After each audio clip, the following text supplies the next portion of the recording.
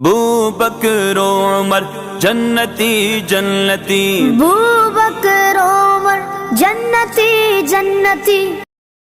بسم اللہ الرحمن الرحیم۔ رب اشرح لی صدری ویسر لی امری واحلل عقدۃ من لسانی یفقهوا قولی۔ الصلاۃ والسلام علیک یا سیدی یا رسول اللہ وعلی آلک واصحابک یا سیدی یا حبیب اللہ۔ قرآن مجید کے مختلف تراجم ہوئے ہیں، ہر زبان میں اس کا ترجمہ ہوتا رہا ہے، یہاں تک کہ اردو میں بھی کئی تراجم ملتے ہیں۔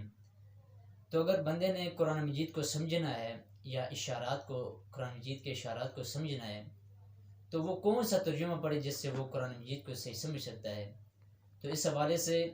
کنز الایمان شریف ایک ایسا بہترین ترجمہ ہے کہ جس کا ترجمہ بندہ پڑھ کر جو ہے قرآن کی منشا اور قرآن کی اشارات کو بندہ سمجھ سکتا ہے، جبکہ دیگر اردو تراجم میں بہت قسم کا سکم ہے اور کئی جو ہے ان پر قابل اعتبار اور کئی عبارات جو ہے وہ قابل گرفت ہیں۔ تو اس سلسلہ میں آپ کے سامنے ایک آیت مبارکہ پیش کروں گا اور پھر دیگر تراجم آپ کے سامنے پیش کروں گا، اور پھر آپ اس سے بخوبی خود ہی واقف ہو جائیں گے کہ کون سا ترجمہ جو ہے یہ قرآن کے مطابق ہے، اور قرآن کی شان یا قرآن جو حکم دے رہا ہے اس کے اوپر کون سا ترجمہ جو ہے یہ صحیح آ رہا ہے۔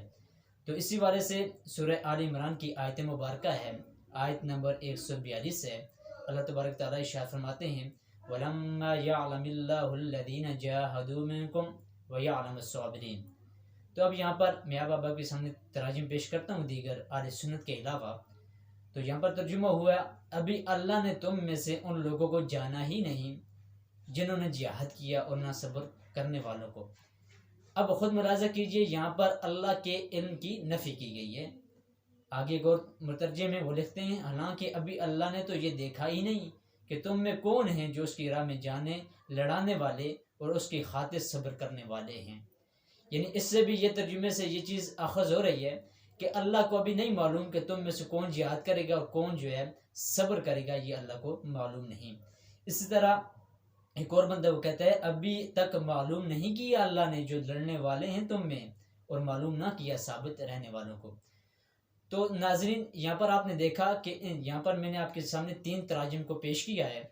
تو اس میں یہ جو ہے نظریہ دیا جا رہا ہے کہ ابھی اللہ تبارک تعالیٰ کو علم ہی نہیں کہ تم میں سے کون جہاد کرے گا اور جہاد میں کون ثابت قدم رہے گا اور کون جو ہے یہ مصیبت پر یا دیگر چیزوں میں وہ صبر کرے گا۔ تو ان تراجم سے بخوبی اور بظاہر یہی ثابت ہو رہا ہے کہ اللہ کو ابھی علم نہیں ہے،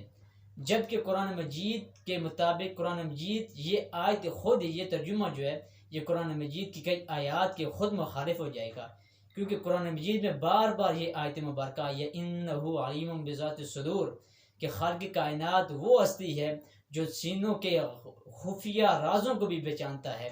وہ ہر چیز کو ظاہر و باطن کو پہچانتا ہے۔ کوئی بھی زمین میں آسمان میں کوئی جگہ ایسی نہیں ہے جس کے حوالے سے اس کو علم نہ ہو، یہاں تک کہ ابھی انسان نے جو کچھ سوچنا ہے اس کو وہ آدم علیہ السلام کی تخلیق سے ہزارہ سال قبل جو ہے اس کو معلوم تھا کہ آج اس بندے نے کیا سوچنا ہے۔ تو اسلام والوں کا نظریہ یہ ہے کہ اللہ تبارک و تعالیٰ اس چیز کو بھی جانتا ہے جو انسان کئی سالوں بعد جا کر کرے گا یا کئی سالوں بعد جا کر جو ہے وہ اپنے ذہن میں اس چیز کو سوچے گا۔ تو یہاں پر ان لوگوں نے ترجمہ کیا ابھی تک اللہ تبارک و تعالیٰ کو پتہ ہی نہیں، یہاں تک کہ ان کے خود ایک صاحب ہیں بلغۃ الاحرام میں لکھتے ہیں کہ جب تک بندہ کام نہیں کرتا اللہ کو علم ہی نہیں ہوتا، جب بندہ کام کرتا ہے پھر اللہ کو علم ہوتا ہے کہ اس بندے نے کیا کام کیا، نعوذ باللہ۔ یہاں تک کہ ایسی ان کی عبارات ہیں، تو ترجمہ بھی ان لوگوں نے ایسا ہی کیا، یہاں تک کہ حضور علیہ السلام کے بارے میں علم غیب کی یہ نفی کرتے ہیں، تو یہاں پر خود اللہ تبارک و تعالیٰ کی علم کی جو ہے نفی کر رہے ہیں کہ اللہ کو پتہ ہی نہیں کہ تم میں سے کون